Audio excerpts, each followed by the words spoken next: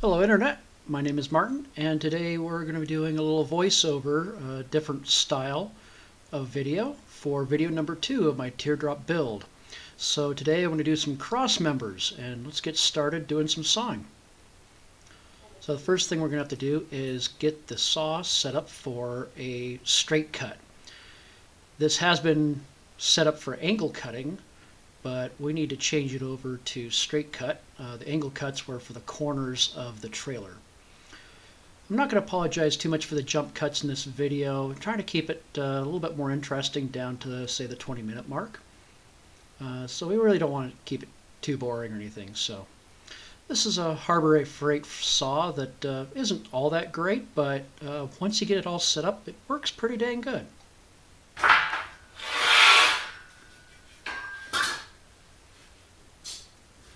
So here I'm going to get a 10-foot piece of angle iron. These are 2" by 2" by 0.095 angle iron that we're using for the main part of the frame and for the cross members. So we need a cross block to block the angle iron from twisting too much inside the vise.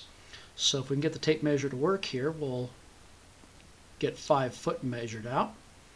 And that will form the basis of one of our cross members. So get the block out of the way, mark that off. Now we've got everything all set up and we can make a cut. I'll be using WD-40 as a simple lubricant. Nothing too funky, but I'm not a sophisticated metal worker. I have found generally that the WD-40 works just fine. We'll fast forward just because you guys don't really want to wait forever for this to get cut.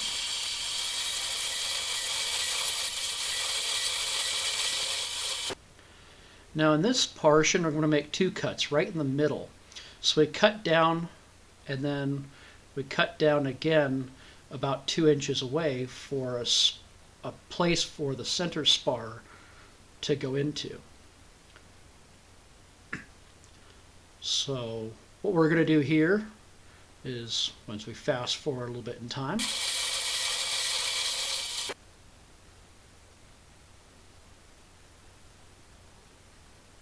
so here the 2 pieces have actually been cut, and what I'm doing is just getting my pliers and we're going to metal fatigue this thing out. However, even with the 2 cuts, you can see how much the metal is flexing. So what I'm actually going to do is get the grinder out and do a little bit of grinding on the backside to weaken up the metal.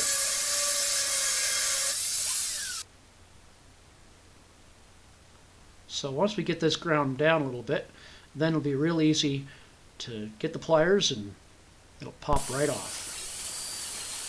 Now from here, we're just going to need to grind it and clean it up a little bit so that, because when you do the metal fatiguing, it leaves a little bit of an edge.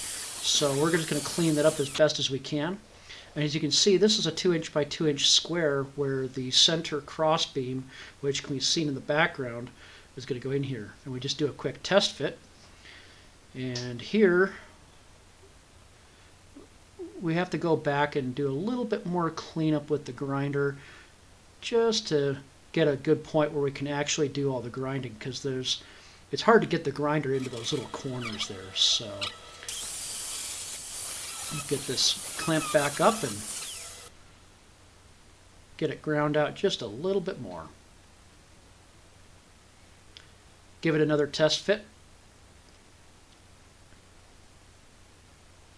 And now it's perfect.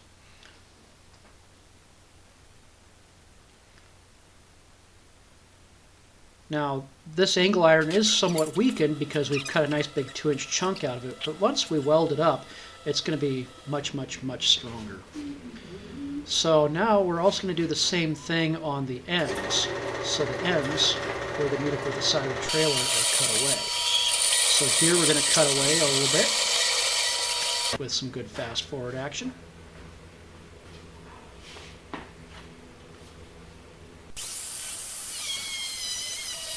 So now that it's cut, we'll get a grinder out. And give a little bit of, you can see we're going almost all the way through, but you don't need to go all the way through, just enough to get it to the point where it just breaks right off. And then we'll get the angle grinder out and clean things up just a little bit. Now we need to clean up not just the portion there, you might be able to see it, but the portion we've pulled away is actually so that the currently flat portion will fit with the trailer frame.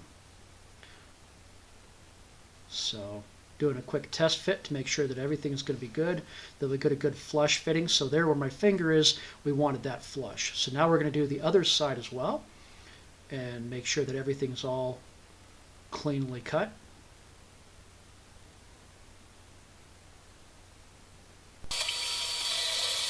And once again, little ghetto WD-40 is a lubricant.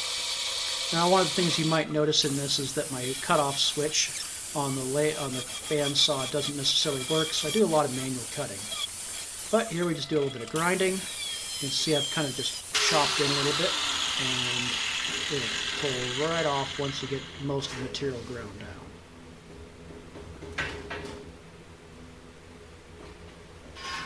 down. Now, apparently we need a little bit more grinding. Actually, no, we just got to get a little bit more support because it was twisting just enough. Oh no, we do need to grind. There we go. Now here you can see the relief. So the cut is being made to be flush with that top piece of metal so that it mates up with the frame just right.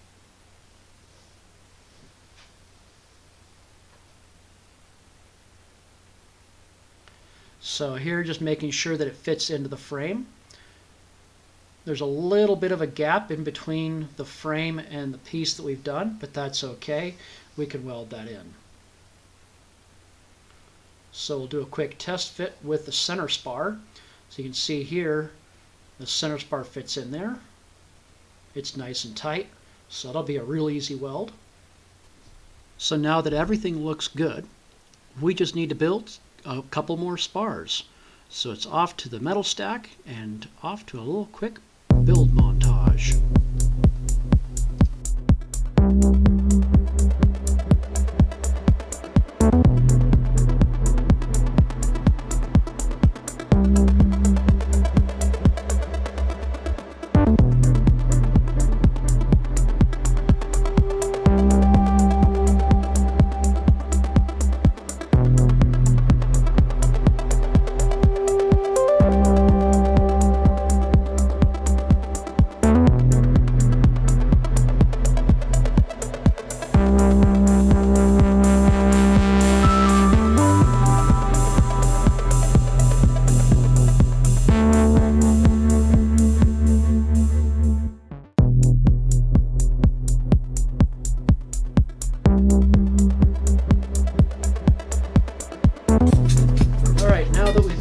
Piece is built, it's time to do a dry fit. So what we're going to do is make sure that the center spar lines up and that all the pieces fit into place. So we've got 3 spars and we give them a little bit of support, otherwise they tend to want to flip downwards. But this is roughly the layout that we're going to have, about 3 foot on centers. Give the center spar a little bit of support, and now we can test out where they're going to put the tongue supports. So these tongue pieces, and then we've got the stabilizer jacks, and then also here we can see the gap that's left. Now this isn't too bad, it's easy enough to weld a gap that big, so it's not too big a deal.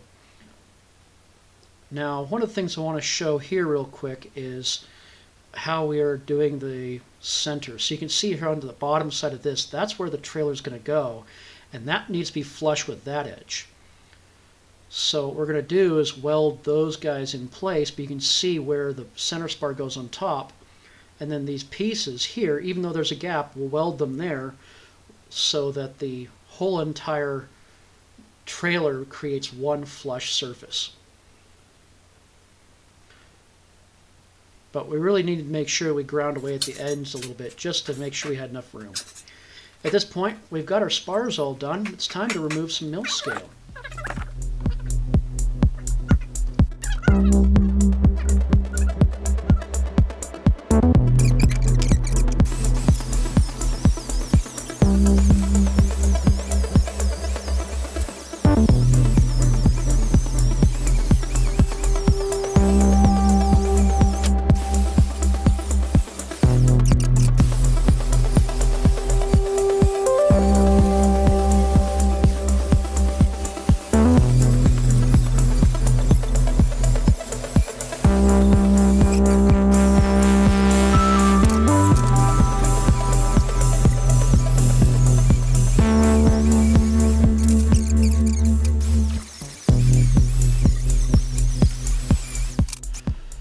So now it's time to set things up on our saw to do the angled pieces of the tongue connection.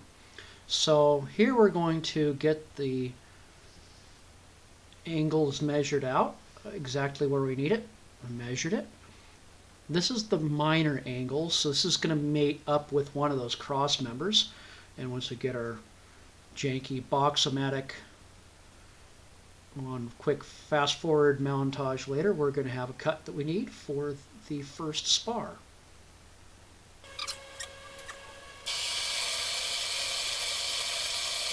The cutting angle tube takes a little bit longer because you've got two flat sides to go through. The vertical sides go real quick, but the flat side's always a little bit longer. Now we can do this same thing again since we already have the saw set up for the angle that we need. Give it a quick cut.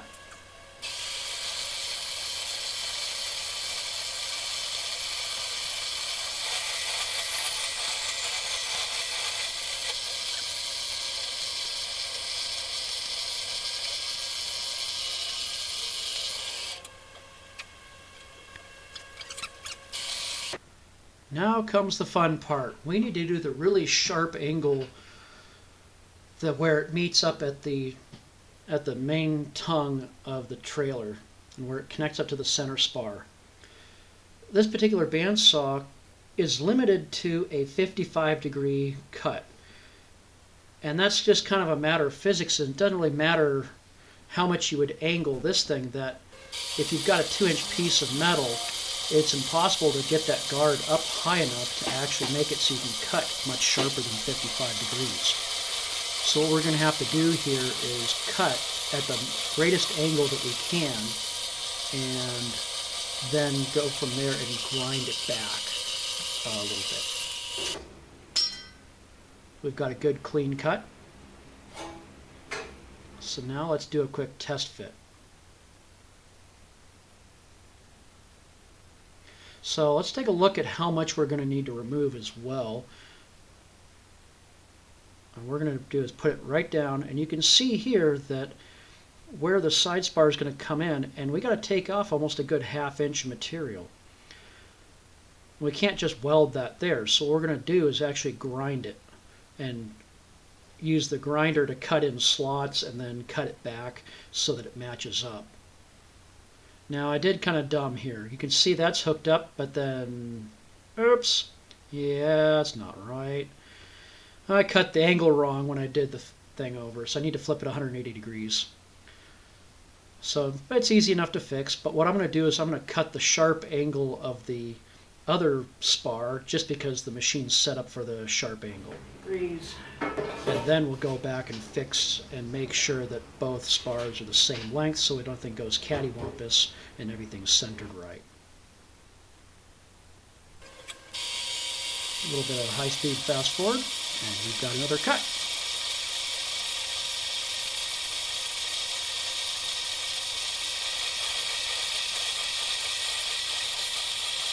WD-40 is cheap and a heck of a lot easier than replacing saw blades, so I'm very liberal with the WD-40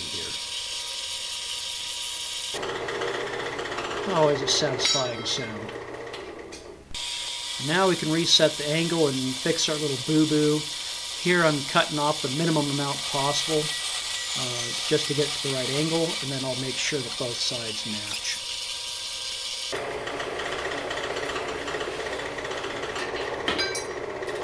As you can see, the switch here, it doesn't work right, but what do you expect for a $200 metal saw? Now the angle's set up, we can make sure that both ends are the same length.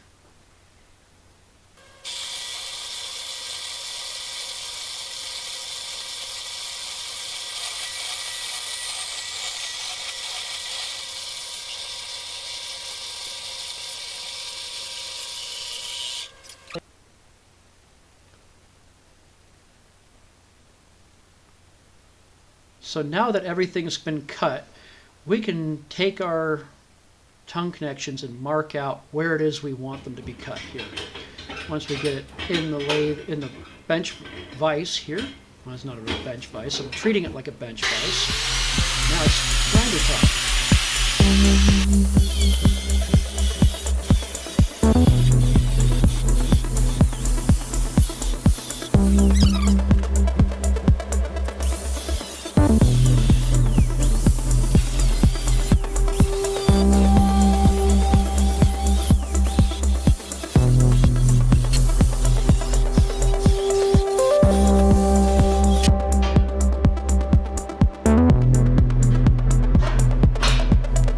it's all ground down, we can do a quick test fit.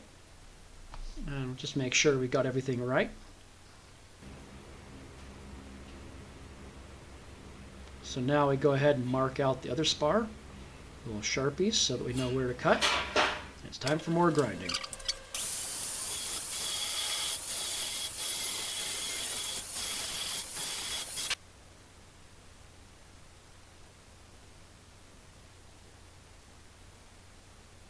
Now the nice thing is here is that this angle does not need to be perfect.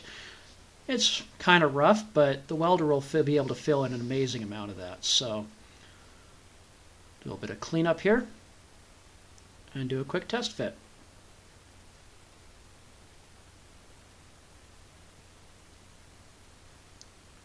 So now we need to set up for trimming the center spar. The center spar was purchased as a 15-foot piece just because I didn't know exactly how long I wanted it to be. But now that we know where the tongue pieces are going to be, we have the tongue itself, we can set things up and trim the center spar to the appropriate length. Good old Harbor Freight car jack in a cardboard box. Marked at right angle. And the magic of high-speed fast forwarding. Cut in no time.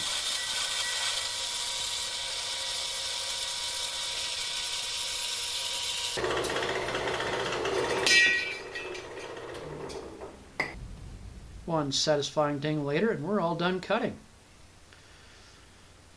Really all there is left to do right now is to start welding things up after making sure that everything is true and square. I really hope you've enjoyed video 2 of my teardrop trailer build. I've got way too much footage to deal with in this whole thing, but I'm hoping this format works a little bit better. Thanks for watching, and I'll see you next time.